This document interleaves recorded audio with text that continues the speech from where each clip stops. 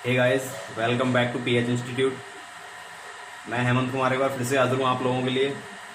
तो सबसे पहले तो मैं आप लोगों से माफ़ी मांगना चाहता हूँ क्योंकि 8 दिन से कोई क्लास नहीं हो पाई हम लोगों की, क्योंकि सेटअप पूरा नया था, वापस से पूरा सेटअप लगाया है, इसलिए थोड़ा टाइम लग चुका था। बाकी आज के बाद में क्लासेस हमारी रेगुलर होने वाली हैं। ओके, तो लास्ट क्लासेस में हम लोगों ने डिस्कस कर लिया था, सीमेंट के बारे में हम लोग स्टडी कर रहे थे, जहाँ पे हम लोगों ने सीमेंट के इंग्रेडिएंट्स, मैं एक बार फिर से रिवाइज कर देता हूँ, इंग्रेडिएंट्स एंड जो बॉक्स कंपाउंड्स थे, ठीक है, बॉक्स कंपाउंड्स, इनके बारे में हम लोगों ने डिस्कस कर लिया था।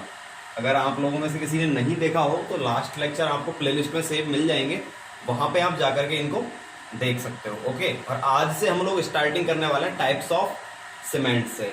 अगर सीमेंट के टाइप्स की मैं बात करूं, बहुत सारे अलग अलग टाइप्स होते हैं सीमेंट के, जो कि उनके यूज के बेस पे होते हैं, उनकी केमिकल प्रॉपर्टीज, ठीक है, उनके गुणों के आधार पर अलग अलग तरह से उन्हें क्लासिफाई किया गया है। चलिए प्यारे दोस्तों, स्टार्टिंग करते हैं सबसे पहले टाइप से। और सबसे पहला टाइप होता है हमारा सीमेंट का ordinary Portland cement.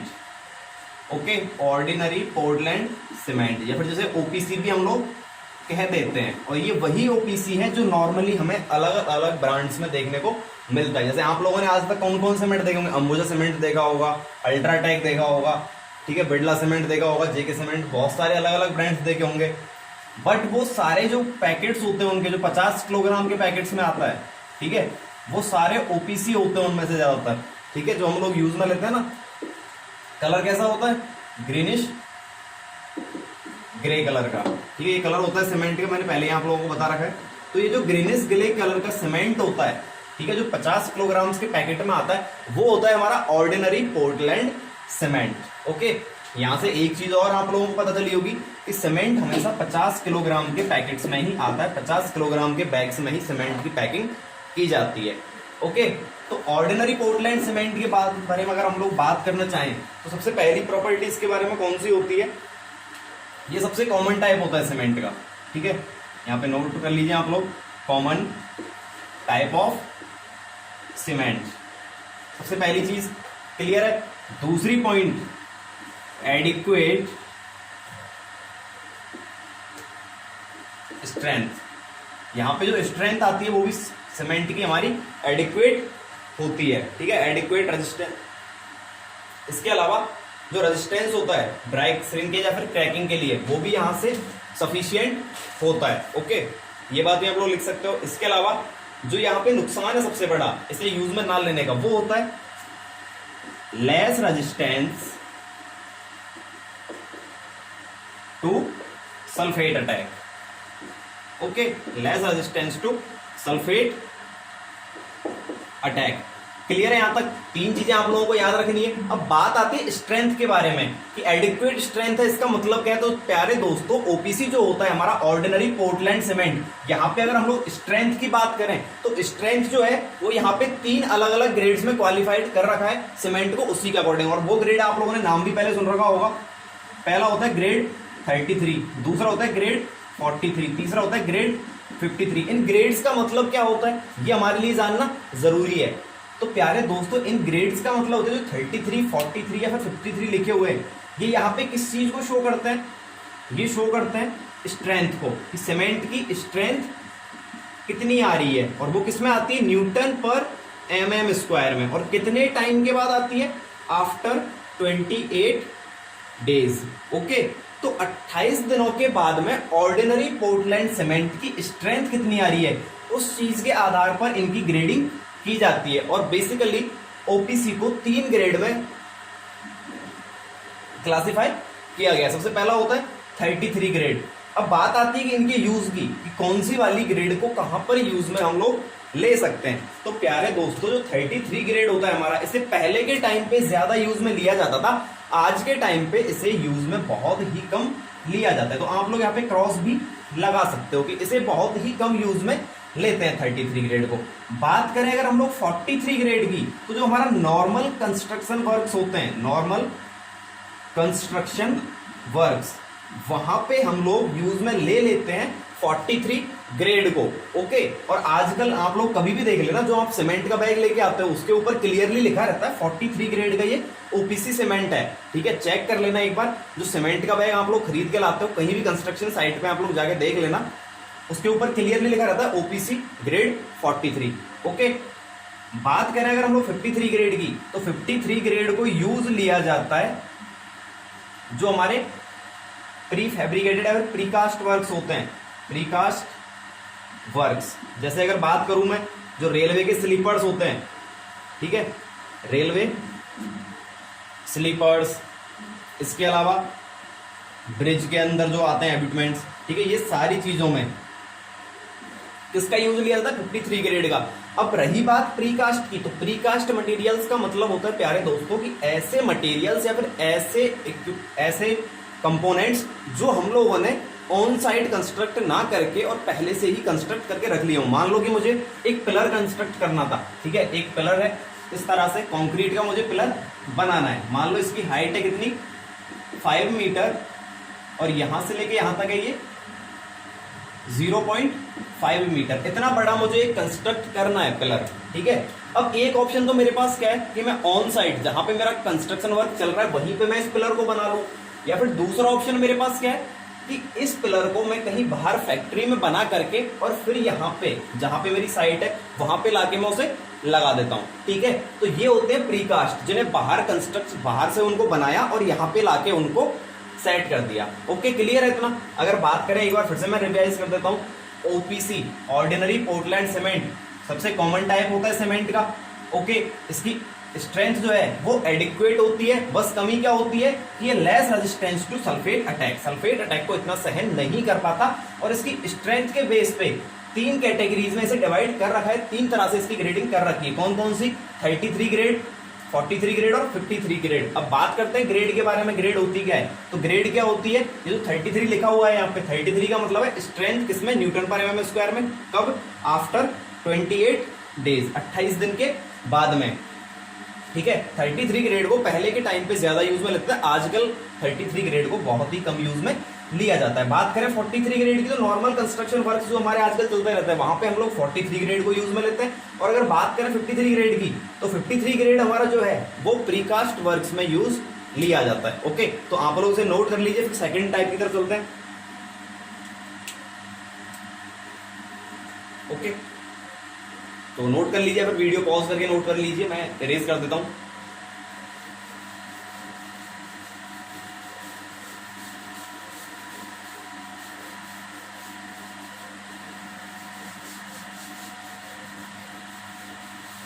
Ordinary Portland cement के बाद में दोस्तों हम लोग डिस्कस करते हैं जो दूसरा टाइप है हमारा सीमेंट का, rapid hardening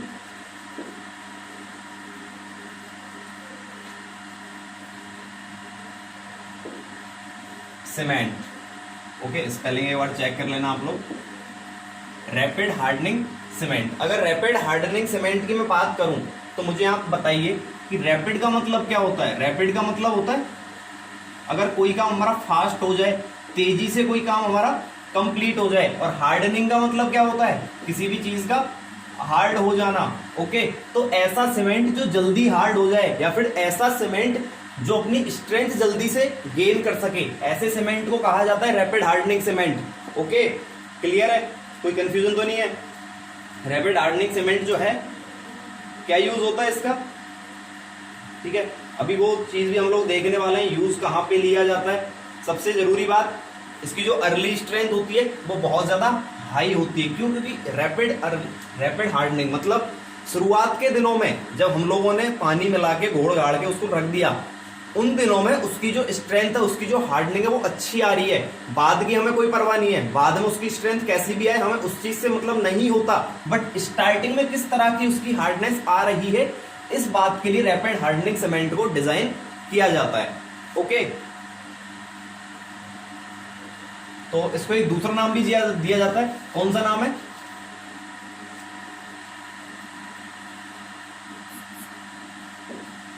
also known as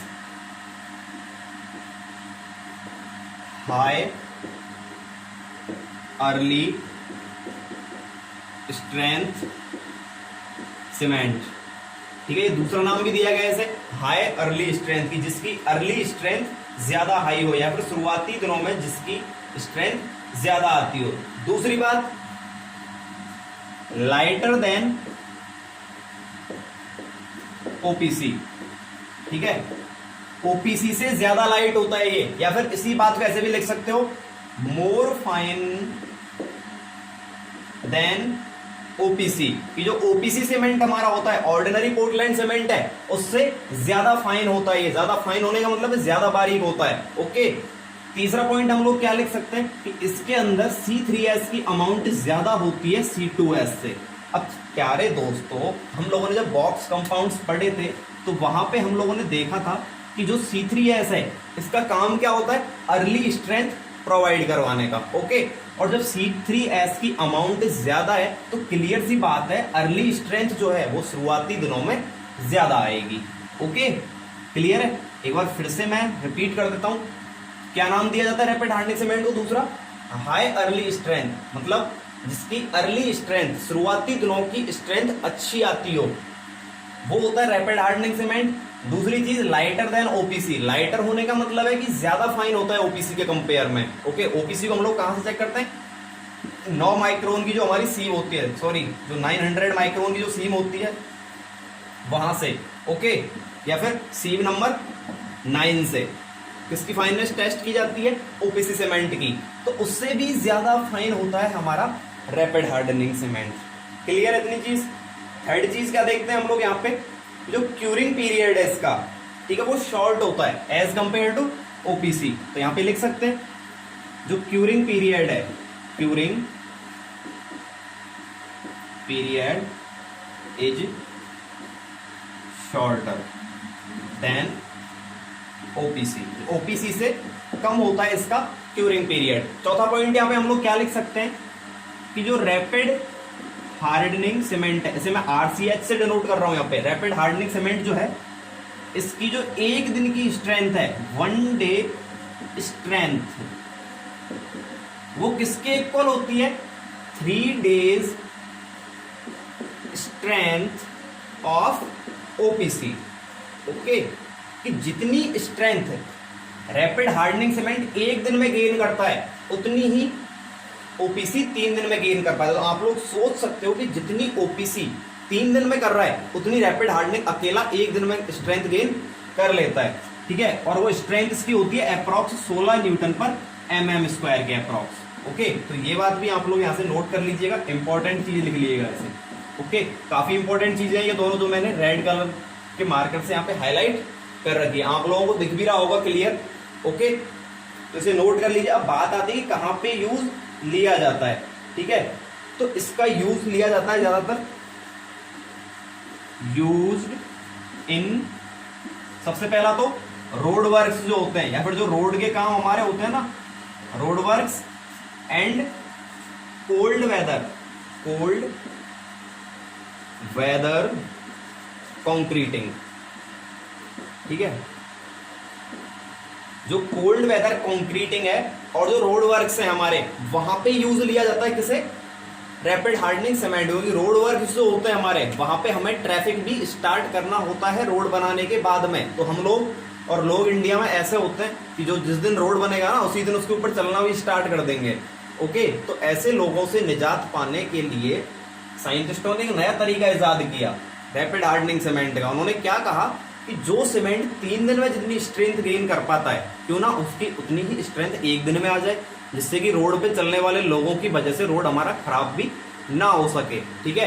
तो इसको रोड वर्क्स में तो यूज लिया जाता है। अब बात आती है कि कोल्ड वेदर कंक्रीटिंग में क्यों यूज लेते हैं इसे। तो कोल्ड वेदर कंक्रीटिंग में इसलिए यूज में लिया जाता है कि कोल्ड वेदर का मतलब है कि जो हमारे देश के ठंडे इलाके हैं, जैसे अगर बात करें हम लोग हिमाचल प्रदेश है, ठीक है, उत्तराखंड है, जहां पे ठंड ज्यादा होती है, तो ऐसे एरिया में क्या होता है कि स्ट्रेंथ जो है ओपीसी सीमेंट की वो 28 डेज में नहीं आ पाती, ठीक है।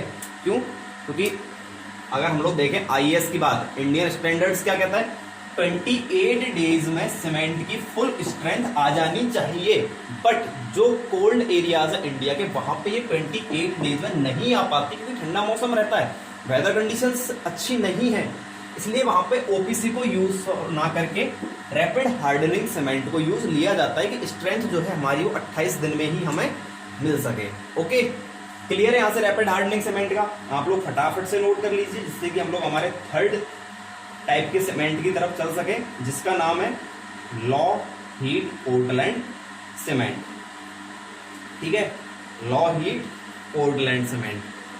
तो पॉज करके लिख लीजिएगा, इसे पॉज कर लो फिर लिख लेना, तब तक मैं अरेंज कर देता हूं।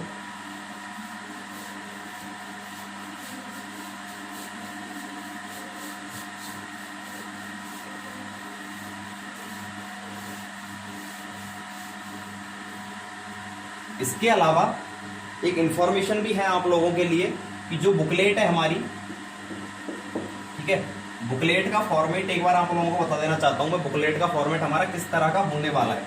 बुकलेट के अंदर दो तरह के हमारे पार्ट्स होंगे, पहला होगा हमारा थ्योरी पार्ट और दूसरा होगा हमारा प्रैक्टिस पार्ट। ठीक है, प्रैक्टिस पार्ट। थ्योरी पार्ट के अंदर हमारे जितने भी चीजें होती हैं, एसएससी जेई और राजस्थान जेई, आरआरबी जेई या फिर इंडिया के किसी भी जेई लेवल के एग्जाम की जितनी भी थ्योरी है वो सारी के सारी यहाँ पे कवर अप होने वाले हैं। सब्जेक्ट्स के नाम मैं लिखना चाहूँ तो अपने बीएमसी हो गया, एफएम हो गया, सॉइल है, ठीक है, सर्वे है, इसके अलावा सोम है, स्टील है, आरसीसी है, ओके, और भी बहुत सारे अदर सब्जेक्ट्स यहाँ पे हैं। ठीक है, जितने भी सब्जेक्ट्स होते हैं सिविल इंजीनियरिंग के वो सभी सब्जेक्ट्स यहाँ पे आप लोगों को मिलने वाले हैं। इसके अलावा प्रैक्टिस पार्ट की अगर बात करें तो दोस्तों जो प्रैक्टिस पार्ट है इसका वो सच में इतना अच्छा है कि मैं खुद एक्सप्लेन उस चीज को नहीं कर सकता। इस प्रैक्टिस पार्ट के अंदर आप लोगों को 10,000 मल्टीपल चॉइस क्वेश्चंस हैं, ओके, जो किस किस एग्जाम में आए हुए हैं, गेट के एग्जाम में, ईएसई के एग्जाम में, एसएससी जेई में जो आए हुए हैं, ठीक है, आरआरबी जेई में जो आए हुए हैं, इसके अलावा डीएमआरसी में जो आए हुए हैं, एलएमआरसी में जो आए हुए हैं, DSSB जेई में जो आए हुए हैं,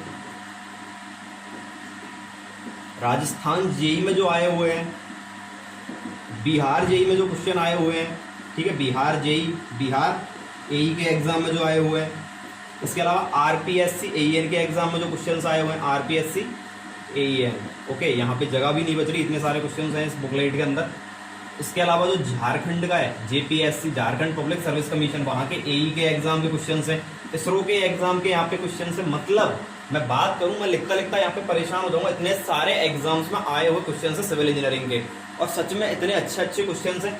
ऐसे क्वेश्चंस मुझे नहीं लगता कि इंडिया में कोई भी बुक ऐसी चलती होगी जहाँ पे इतने सारे एग्जाम्स के अच्छे अच्छे क्वेश्चंस आपको मिल जाते होंगे। अगर आती होगी तो मुझे नहीं पता होगा, बट मेरे अकॉर्डिंग कोई ऐसी बुक नहीं आती है कि जहाँ पे 10,000 से भी ज्यादा, ठीक है। इसके अलावा प्लस में 5,000 क्वेश्चंस हमारे रहने वाले हैं प्रैक्टिस के लिए, ठीक है, जो एग्जाम्स में तो या तो आ गए हैं या फिर एग्जाम के पॉइंट ऑफ व्यू से बहुत ज्यादा इंपॉर्टेंट रहने वाले हैं। और ये 15,000 क्वेश्चंस पूरे किसके हैं? टेक्निकल सिलेबस के, ठीक है, जो सिविल इंजीनियरिंग हमारी उसके 15,000 मल्टीपल चॉइस क्वेश्चंस हैं, ओके।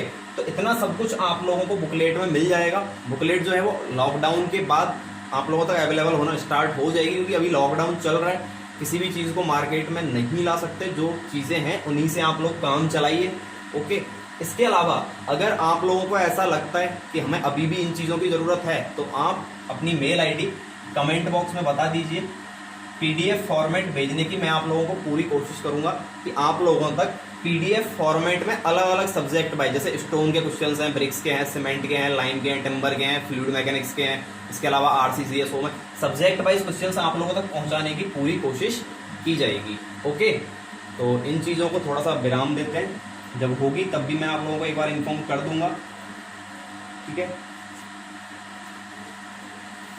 तो अब हम लोग बात करते हैं लॉ हीट सीमेंट के बारे में। जैसा कि नाम से ही पता चल रहा है, लॉ हीट मतलब ऐसा सीमेंट जो हीट कम प्रोड्यूस करता हो। अब कम हीट प्रोड्यूस करने से हमें क्या फायदा होता है, तो वो भी देख लेते हैं कि क्या फायदा हमें होता है अगर सीमेंट कम हीट प्रोड्यूस कर रहा है तो, ठीक है।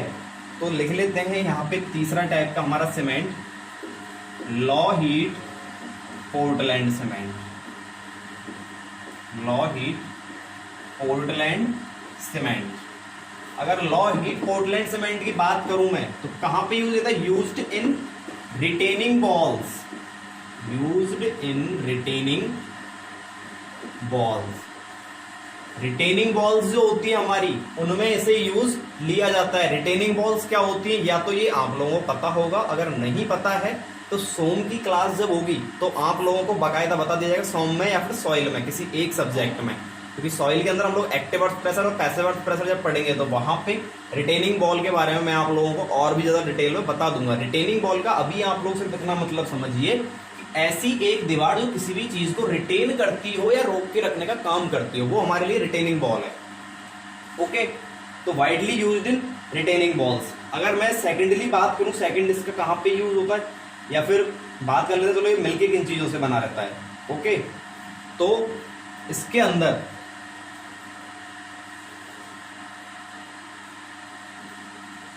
Law percentage of C3S and high percentage of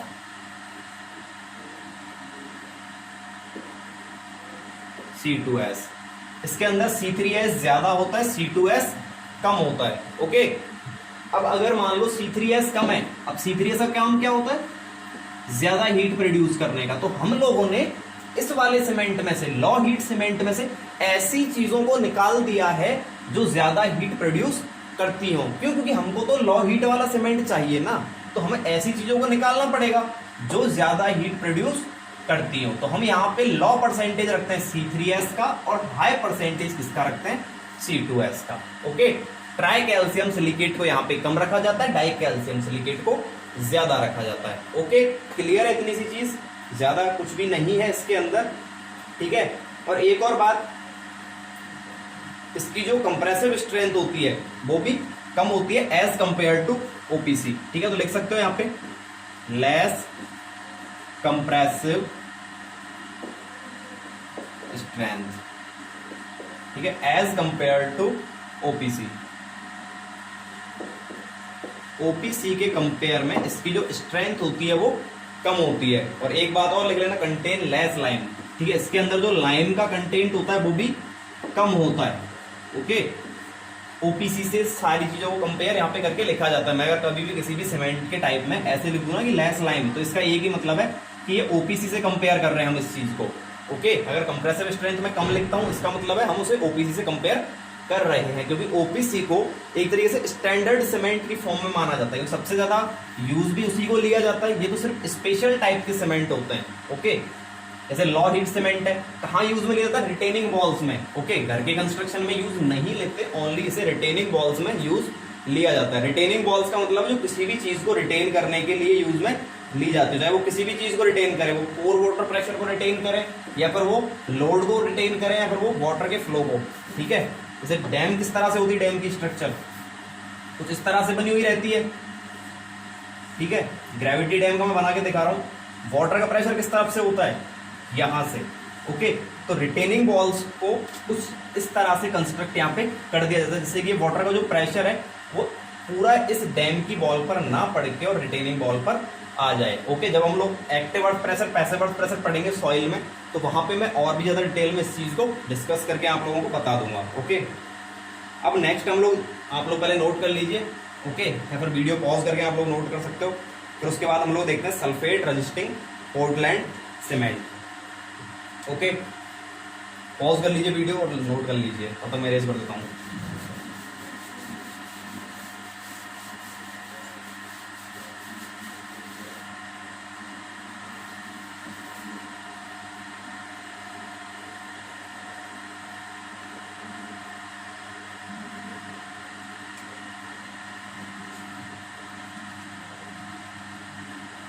next हम लोग डिस्कस करते हैं फोर्थ जो है हमारा sulphate resisting Portland cement. Okay, sulphate resisting Portland cement. तो प्यारे दोस्तों, मैंने आप लोगों को एक बात पहले भी बता रखी है, मैं वापस से एक बार उस चीज को रिपीट कर रहा हूँ। अगर सिविल इंजीनियरिंग के फील्ड में किसी भी चीज को ज्यादा गहराई से जानना हो तो उसके नाम से पता कर लो बस, क्योंकि नाम में ही सब कुछ रखा है। लोग कहते हैं ना नाम में क्या रखा है, नाम में सब कुछ रखा हुआ है। कैसे रखा हुआ है, इसका नाम क्या है, सल्फेट रजिस्टिंग, या फिर मैं कहूं कि जो सल्फेट को रजिस्ट करे, ठीक है, सल्फेट को रजिस्ट करे, या फिर कहें सल्फेट अटैक को जो रजिस्ट कर दे, ठीक है, सल्फेट अटैक को जो रजिस्ट कर दे उस सीमेंट को कहा जाता है sulphate resisting Portland cement. Okay, sulphate attack का मतलब क्या होता है, सल्फेट अटैक का मतलब सल्फेट का हमला कर देना, या फिर मैं कहूं केमिकल अटैक। अगर मान लो कोई भी केमिकल हमारे सीमेंट के ऊपर अटैक करता है तो उस अटैक को सीमेंट कितना रोक पा रहा है, ये होती है उसकी सल्फेट रजिस्टिंग कैपेसिटी। ओके, और सल्फेट अटैक या फिर केमिकल अटैक कुछ भी कह सकते हो। क्लियर है। एक एग्जांपल और दे दो, एसिड रेन आप लोगों ने नाम सुना होगा। एसिड रेन का मतलब क्या होता है कि बरसात के जो पार्टिकल्स होते हैं, बरसात की जो बूंदे होती है, छोटी छोटी ड्रॉप्स होती है, उन ड्रॉप्स के साथ में बहुत सारे पॉल्यूटेंट्स या फिर बहुत सारे जो प्रदूषण तत्व होते हैं, ठीक है, वो ऊपर अर्थ, यहाँ पे लेयर्स होती है। एक बार मैं ढंग से समझा ही देता हूँ आप लोगों को। ये मान लिया हमारी अर्थ है, ठीक है, बाहर एटमॉस्फेयर है पूरा, मान लिया कि यहाँ पे ये एटमॉस्फेयर यहाँ तक फैला हुआ है। इस एटमॉस्फेयर के अंदर बहुत सारे पार्टिकल्स इस तरह से करके प्रेजेंट होते हैं, बट साथ साथ जैसे जैसे करके अर्थ से CO2, ठीक है, या फिर इसके अलावा नाइट्रस ऑक्साइड या फिर सल्फर डाइऑक्साइड गैस यहाँ से निकलती हैं, तो क्या होता है ऊपर जाके वो पॉल्यूटेंट्स बना लेती हैं। ठीक है, यहाँ पे क्या बन गया, अब हमारे पॉल्यूटेंट्स बन गए। अब जब बारिश होगी ऊपर से तो क्या होगा, ये पॉल्यूटेंट्स तो नीचे ही आएंगे ना। और नीचे क्यों आएंगे, क्योंकि ऊपर से वाटर आ रहा है और नीचे यहाँ पे छोटे छोटे से पार्टिकल्स हैं, तो इनका वेट ज्यादा है, इनका वेट कम है, तो अपने साथ साथ नीचे ले आते हैं और नीचे लाके वापस से अर्थ के ऊपर जो चीजें होती हैं उन्हीं के ऊपर ये अटैक करते हैं। और ऐसी जो बरसात होती है उस बरसात को कहा जाता है एसिड रेन। ठीक है, और एसिड रेन की वजह से, या फिर हम कहें कि जो हमारे केमिकल अटैक होता है उसकी वजह से सीमेंट की प्रॉपर्टीज पे कोई फर्क ना पड़े। ठीक है, तो वहां पे यूज लिया था सल्फेट रजिस्टिंग सीमेंट को। क्लियर है इतनी चीज, सल्फेट रजिस्टिंग सीमेंट किस यूज में आता है। ओके, तो यूज इसका हम लोग लिख सकते हैं, किस काम में आता है,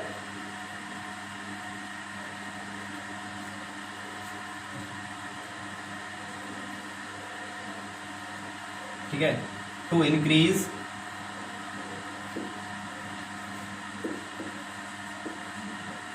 sulphate resisting capacity of cement. Okay, अब कैसे बनाया जाता है इस वाले सीमेंट को, इस वाले सीमेंट के अंदर क्या करते हैं, जो C3A है, ठीक है, उसे 5% से कम रखा जाता है, जिसकी वजह से सल्फेट अटैक हमारा इंक्रीज हो जाता है। तो यहां पे क्या लिख सकते हैं हम लोग, जो C3A है उसे रखा जाता है less than 5% to increase sulphate resisting capacity. Okay, clear इतनी सी चीज। कैसे बनाते हैं इसको, C3A का अमाउंट इसमें लेस देन 5% रखा जाता है, इसमें सल्फेट रजिस्टिंग सीमेंट में। ओके, क्लियर है। चलिए तो नोट कर लीजिए आप लोग फटाफट से, फिर हमारे नेक्स्ट टाइप की तरफ हम लोग चलते हैं। और नेक्स्ट टाइप है हमारा high alumina cement. Okay, pause करके नोट कर लीजिएगा।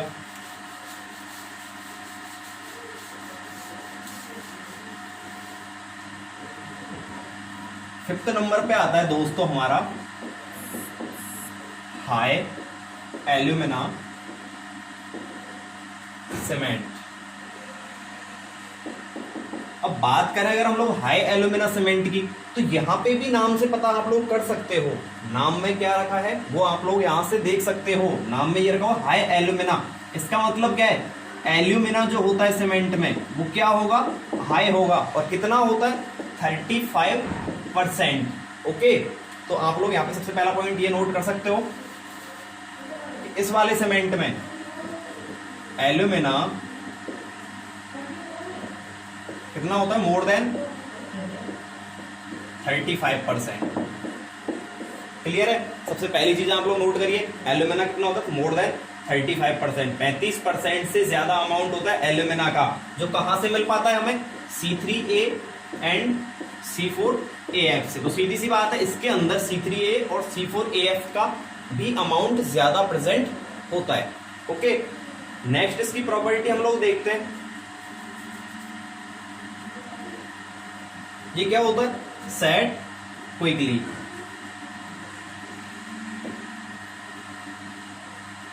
जल्दी सेट हो जाता है and attains high ultimate strength.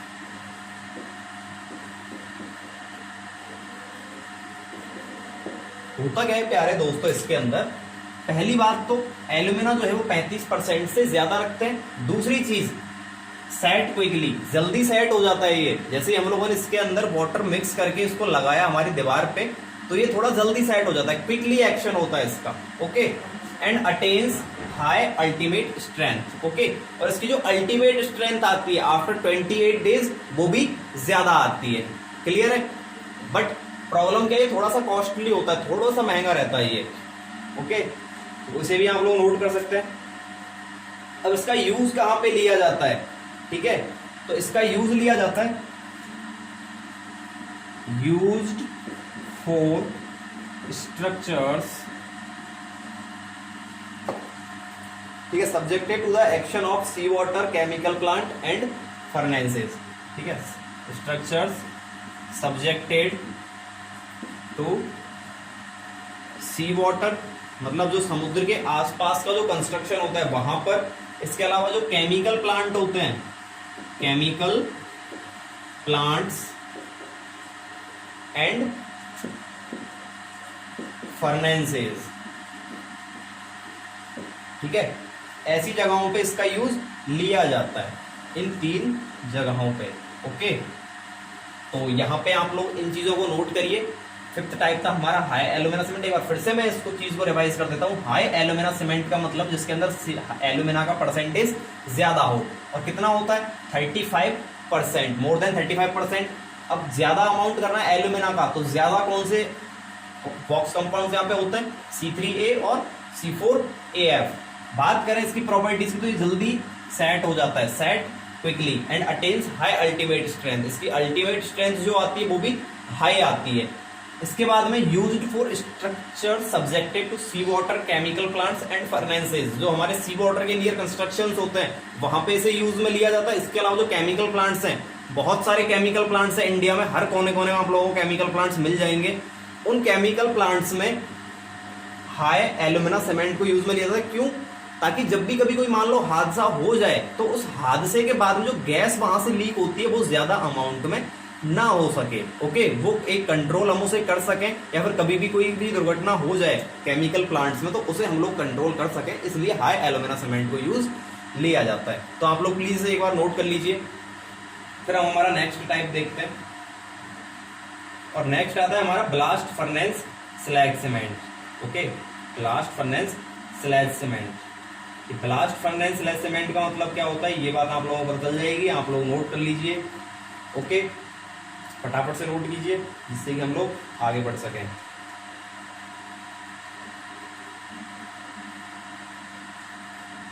चलिए,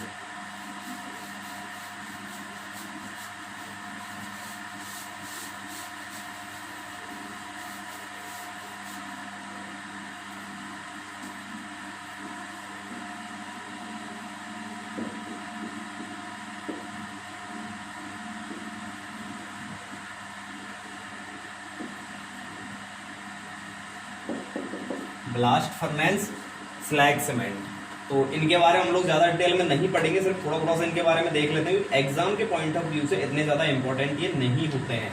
okay, blast furnace slag cement जो है एग्जाम के पॉइंट ऑफ व्यू से इतना ज्यादा इंपॉर्टेंट नहीं होता है।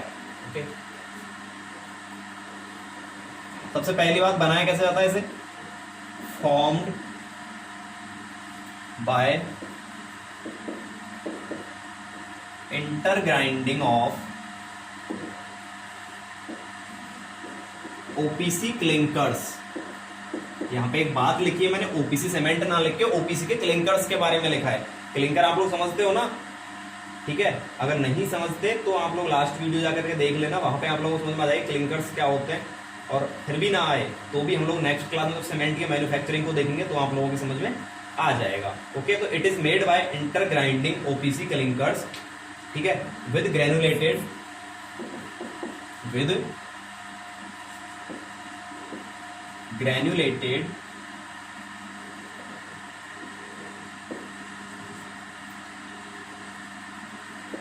ब्लास्ट, बाद में क्या लगा हुआ है, फर्नेस स्लैग।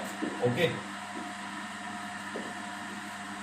अभी जो फर्नेस स्लैज होता है, ठीक है, ब्लास्ट फर्नेस स्लैज जो है वो एक तरह का स्लैज होता है, एक तरह का वेस्ट मटेरियल होता है जो कि हमारे फर्नेस प्लांट्स जो होते हैं वहां से निकल के आता है, उसकी इंटर ग्राइंडिंग करवाई जाती है ओपीसी सीमेंट के साथ में, तो हमें क्या मिलता है, ब्लास्ट फर्नेस स्लैग सीमेंट। अब जब हम लोग एक तरीके के वेस्ट को यहाँ पे साथ में ग्राइंडिंग करवा रहे हैं तो सीधी सी बात है, ब्लास्ट फर्नेस जो है हमारा वो तो क्या एक तरीके कचरा है, वो तो वेस्ट है, वेस्ट है, तो सीधी सी बात क्या होगी, ये सस्ता पड़ेगा थोड़ा सा, तो यहाँ पे लिख सकते हैं चीपर देन ओपीसी, ओपीसी से सस्ता पड़ता है थोड़ा सा हमें, क्योंकि हम लोग इसके अंदर थोड़ी सी इंटर ग्राइंडिंग करवा देते हैं।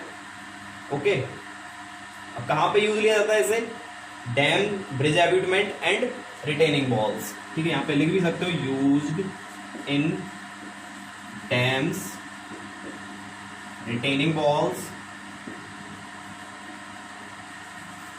And bridge abutments, bridge abutments. Clear इतनी चीज यहां से। चलिए ब्लास्ट फर्नेस स्लैग सीमेंट को जल्दी से आप लोग नोट करिए, और फिर इसके बाद हम लोग देखते हैं हमारा 7th टाइप कलर्ड सीमेंट, जो अलग अलग कलर का हमारा सीमेंट होता है ना, कोई व्हाइट कलर का होता है, कोई रेड कलर का होता है, कोई ग्रे कलर का होता है, कोई येलो कलर का होता है, तो ये अलग अलग कलर सीमेंट के कहाँ से मिल पाते हैं, ऐसा कौन इनको गिरगिट मिल जाता है जो इनका कलर बदल देता है, ठीक है, तो उस गिरगिट के बारे में भी हम लोग पढ़ते हैं।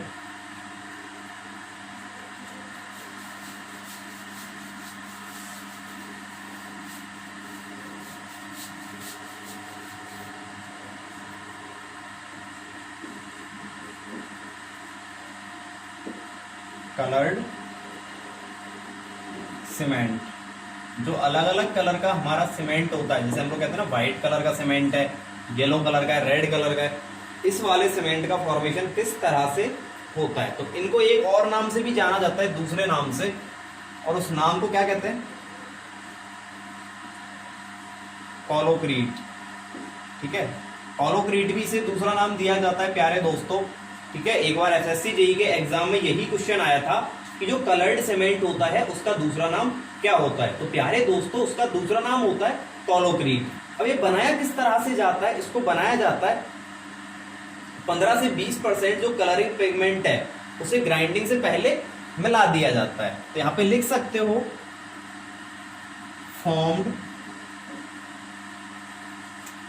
बाय मिक्सिंग 15 to 20%, 15 से 20% colouring pigment, okay, pigments before grinding. Okay, जब भी कभी सीमेंट की ग्राइंडिंग करवाई जाती है उसकी ग्राइंडिंग से पहले क्या करते हैं, 15 से 20% कलरिंग पिगमेंट उसके अंदर मिला दिया जाता है। जैसे मान लो यहां पे मुझे 1 किलो सीमेंट को पीसना है, ठीक है, 1 किलो मुझे कौन सा बनाना है, कलर सीमेंट बनाना है। एक एग्जांपल दे रहा हूं मैं वैसे ही, जिससे आप लोगों को और भी अच्छे तरीके से समझ में आ जाए। 1 किलोग्राम मुझे कलर्ड सीमेंट बनाना है, ठीक है, तो मैं क्या करूंगा, 1 किलोग्राम कलर्ड सीमेंट के लिए एक तो मैं ले लूंगा जो मैं लेता हूं मेरा नॉर्मली, क्या, जैसे मान लो इसको ले लेता हूं मैं 80 to 85% OPC clinkers, OPC clinkers, ठीक है, प्लस साथ में क्या ऐड कर दूंगा, ये जो रेड वाला दिख रहा है, मान लो कि मुझे रेड कलर का सीमेंट बनाना है, तो मैंने क्या किया, रेड पिगमेंट को कितना ऐड कर दिया, 15 to 20%, 15 से 20% मैंने इसमें क्या मैं ऐड कर दिया आपके बाद, कलरिंग पिगमेंट, ओके। तो मुझे क्या मिल गया, मेरा 1 किलोग्राम कलर्ड सीमेंट मिल जाएगा। इस तरह से किया जाता है, ठीक है। यहाँ पे करवाई जाती है ग्राइंडिंग। ओके, दोनों को मिक्स करो, मिक्स करने के बाद इनकी ग्राइंडिंग करवा दो, तो क्या बन जाएगा हमारा, 1 किलो हमें कलर्ड सीमेंट मिल जाएगा। ओके, क्लियर है प्यारे दोस्तों? अगर क्लियर है तो फटाफट से नोट कर लीजिए। यूज कहाँ होता है इसका, यूज लिया जाता है इसको फिनिशिंग के जो वर्क होते हैं हमारे वहां पर, ठीक है। लिख भी सकते हो, वैसे सब लोगों को पता ही होगा, used in finishing works, finishing works, या फिर कह सकते हैं फ्लोरिंग में भी काम में ले लिया जाता है इसे, ठीक है। और भी बहुत सारे यूज होते हैं किसके, कलर्ड सीमेंट के। अलग अलग कलर का जो सीमेंट है उसे अलग अलग तरह के यूज में लिया जाता है, ठीक है। काश कोई गोरे रंग का सीमेंट भी आता तो हम जैसों का भी भला हो सकता था, बट आप लोग के लिए आया हुआ है तो आप लोग यूज में लीजिए कलर्ड सीमेंट, ठीक है। क्वेश्चन एक बार आया हुआ था कि कोलोक्रीट किसे कहा जाता है, कोलोक्रीट कहते हैं जो कलर्ड सीमेंट होता है हमारा उसमें। ओके, नेक्स्ट हम लोग देखते हैं सीमेंट का टाइप, और नेक्स्ट है हमारा पोज़ोलाना सीमेंट, ठीक है। पोज़ोलाना सीमेंट जो है वो, ओके, तो आप लोग नोट कर लीजिए जिससे कि हम लोग हमारे अगले कदम की तरफ कदम बढ़ा सकें। ओके, तो कदम से कदम मिलाए जाओ और सिविल इंजीनियरिंग पढ़े जाओ। ओके, चाहे कोई सही जेई लेवल का एग्जाम हो, हर एग्जाम के लिए जो भी आप लोगों को पढ़ाया जा रहा है वो इम्पोर्टेंट है। बाकी बुकलेट देख के आप लोगों को पता चल ही जाएगा कि कौन से एग्जाम में किस तरह के क्वेश्चंस आते हैं। ओके, अगर आप लोगों को समझ में आ रहा हो, ठीक है, तो शेयर भी कर दिया करिए। सब्सक्राइब तो आप लोगों ने कर ही रखा होगा, और अगर नहीं कर रखा तो कर लीजिए, ठीक है। अरे कर लो यार, इतना क्या देख रहे हो, सोच और रहे हैं कुछ लोग तो करने में, करें या ना करें। अरे अभी पैसे थोड़े ना लग रहे हैं, ठीक है। जिस चीज़ के पैसे लगेंगे उसके बारे में आप लोगों को पहले ही बता दिया जाएगा कि आपके इस चीज़ के पैसे लग रहे हैं। लाइक करने के, शेयर करने के, कमेंट करने के यहाँ पे पैसे नहीं लगते, बाकी चीज़ों के पैसे लगते हैं, उनके बारे में आप लोगों को बता दिया जाएगा, ठीक है। वीडियो देखने के भी कोई पैसे नहीं लगते, सारा कुछ फ्री है। सिर्फ आपके एक चीज़ के पैसे लगने वाले हैं, बुकलेट ही, क्योंकि वो तो आप लोगों को बुक शॉप से खरीदनी पड़ेगी, मार्केट से खरीदनी पड़ेगी, ठीक है। तो उस चीज़ के आप लोगों को पैसे देने पड़ेंगे। उसकी भी कॉस्ट हम लोगों ने बहुत ही कम रखी है, जितने उसके अंदर क्वेश्चंस है ना उसके अकॉर्डिंग तो बहुत ही कम है। क्योंकि कोई भी कोचिंग सेंटर इंडिया के अंदर अगर 15,000 क्वेश्चंस की बुकलेट देता है, ठीक है, टेक्निकल या फिर नॉन टेक्निकल किसी भी एग्जाम की वो बात हो, ठीक है, उसकी कॉस्ट वो इसका 10% तो रखता ही रखता है 15,000 क्वेश्चंस का, ठीक है। इसके कंपेयर में हमारी रेट जो है वो बहुत ही ज़्यादा कम है। ओके, बुक आप लोगों को मार्केट में अवेलेबल होना स्टार्ट हो जाएगी लॉकडाउन के बाद में। पूरी कोशिश की जाएगी आप लोगों को जल्दी से जल्दी पहुंचाई जाए, ठीक है। ऑथर मैं खुद ही हूँ बुक का, मैंने खुद ने सारे क्वेश्चंस, जो मेरी 2 साल की मेहनत है वो पूरी उसके अंदर समाहित है। जितने भी क्वेश्चंस मैंने एग्जाम्स खुद ने अटैम्प्ट किए, लोगों ने अटैम्प्ट किए, उन सारे एग्जाम्स में जो भी क्वेश्चंस आए उन सारे क्वेश्चंस को एक जगह समाहित किया हुआ है, ठीक है। उन सारे क्वेश्चंस का निचोड़ है इंडिया का, चाहे वो कोई सा ही कौन हो, चाहे वो जम्मू कश्मीर का एग्जाम हो, या फिर वो तमिलनाडु का एग्जाम हो, या फिर वो गुजरात का एग्जाम हो, या फिर वो अरुणाचल प्रदेश का एग्जाम हो। इंडिया के जो चारों कॉर्नर्स हैं, ठीक है, नॉर्थ, साउथ, वेस्ट, ईस्ट, ठीक है, इन चारों कोनों में जो भी एग्जाम्स हुए जेई लेवल के, हर एग्जाम के आपको क्वेश्चंस वहां पे मिलने वाले हैं। ओके, तो आप लोग प्लीज जब मार्केट में आ जाएगी तो मैं आप लोगों को इन्फॉर्म कर दूंगा। ओके, अभी अगर आप लोगों को बुक का पीडीएफ फॉर्मेट चाहिए तो कमेंट बॉक्स में अपनी मेल आईडी बता देना, वहां पे मैं आप लोगों को सब्जेक्ट वाइज क्वेश्चंस प्रोवाइड करवाने की, आप लोगों को मेल करने की पूरी कोशिश करूंगा। मैं कंफर्म नहीं कर रहा कि मैं प्रोवाइड करवा दूंगा, बट मैं पूरी कोशिश करने वाला हूँ। ओके, तो चलिए नेक्स्ट चलते हैं पोज़ोलाना सीमेंट की तरफ बिना वक्त गवाए हुए। ओके, तो 8th नंबर का सीमेंट हमारा आता है प्यारे दोस्तों पोज़ोलाना सीमेंट। ओके, अब पोज़ोलाना सीमेंट जो है इसका कहाँ पे उपयोग होता है प्यारे दोस्तों, इसको ज्यादातर डैम्स और वेयर्स वगैरह में यूज लिया जाता है। अब बात आती है कि ये होता क्या है पोज़ोलाना सीमेंट, बनता किस तरह से है। तो ये बनता है मेड बाय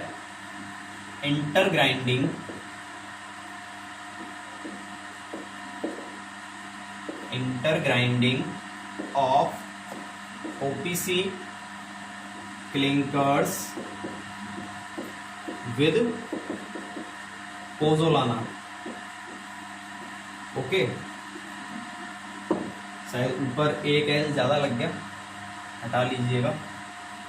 ठीक है, देखता हूँ एक बार में ज़्यादा है सही। ओके, एक ज़्यादा ही लग गया था, कोई बात नहीं, कुछ चीज़ें ज़्यादा ही पढ़ लेंगे तो कोई बुरा नहीं है हमारा। तो किस तरह से बनाया जाता है पोज़ोलाना सीमेंट को? तो प्यारे दोस्तों, जो ओपीसी क्लिंकर्स होते हैं हमारे, ठीक है, जैसे हम लोग करते हैं ना कलर्ड सीमेंट में, कि कलर्ड सीमेंट में क्या करते थे, अभी मैंने समझाया था आप लोगों को, 80 से 85% तो क्या होता है, जो हमारा ओपीसी क्लिंकर्स है वो, उसके अंदर फिर 15 से 20% कलरिंग पिगमेंट्स मिला करके और फिर बनाया जाता है किसे, कलरिंग सीमेंट को। सेम उसी तरह से बनाया जाता है पोज़ोलाना को। पोज़ोलाना में क्या करते हैं, ओपीसी के साथ में इसकी इंटरग्राइंडिंग करवाई जाती है, दोनों को मिक्स करके और फिर पीस दिया जाता है। ठीक है, तो ये तरीका होता है बनाने का। अब बात आती है कि पोज़ोलाना होता क्या है, ये पोज़ोलाना है क्या? तो पोज़ोलाना दोस्तों एक सिलीशियस मटेरियल होता है। ठीक है, यहां पे लिख भी सकते हो आप लोग, pozzolana is a siliceous material, siliceous material which contains approx 80% silica.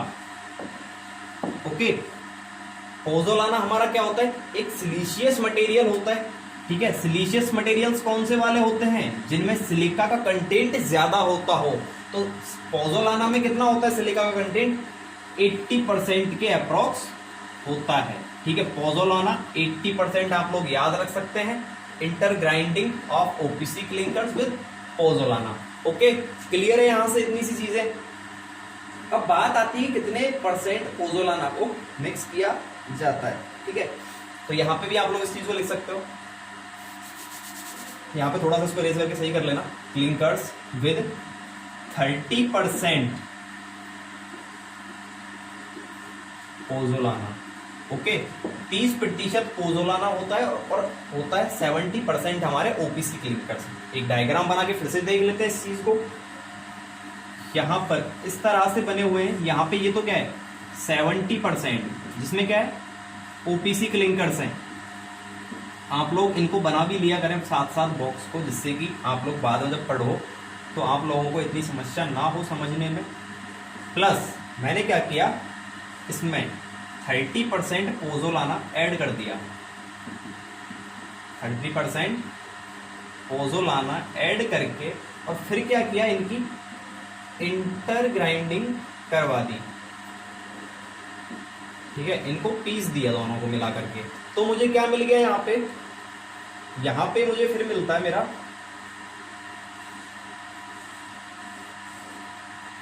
Pozzolana cement.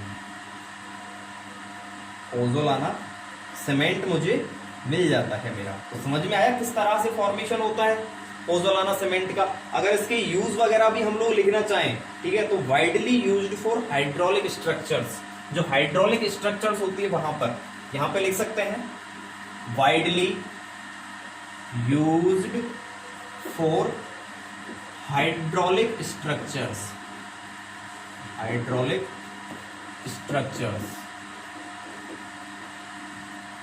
ठीक है, दिख रहा होगा आप लोगों को, दिख रहा है ना, such as dams, weirs etcetera, जो भी हमारी हाइड्रोलिक स्ट्रक्चर्स होती हैं।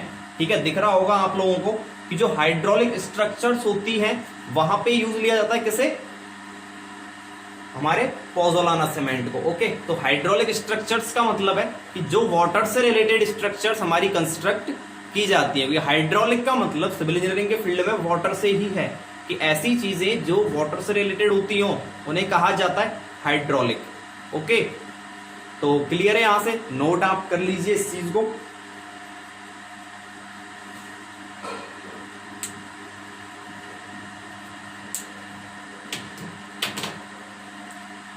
तो चलिए प्यारे दोस्तों, घड़ी की सुइयां थोड़ी सी आगे बढ़ चुकी हैं, तो आज की इस क्लास का यही समापन करते हैं।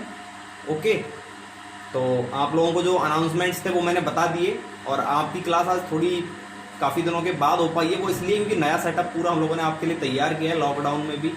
तो आप लोग प्लीज़ कोऑपरेट करिए थोड़ा सा, ठीक है, रेस्पॉन्स दीजिए, अच्छा या बुरा उस चीज़ से फ़र्क नहीं पड़ता, आप लोगों के रेस्पॉन्स के ऊपर ही हम लोग डिपेंड करते हैं। ओके, तो चलिए, थैंक यू हमारे साथ बने रहने के लिए।